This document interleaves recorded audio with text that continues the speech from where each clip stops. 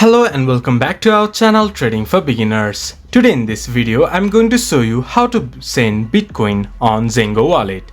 To do so, follow some simple steps with me. First of all, open your Zengo wallet, then this type of interface will appear in your screen once you have logged into your account. On the bottom of your screen you can see a menu bar.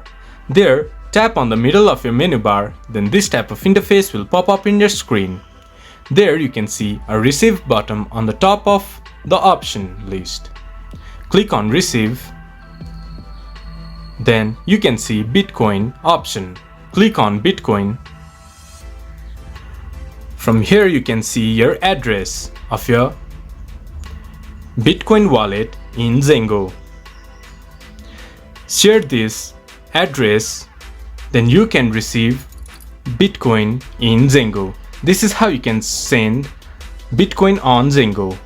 This much for today's video. If you guys find our video helpful, please leave a like and comment. And do not forget to subscribe our channel and hit the bell icon.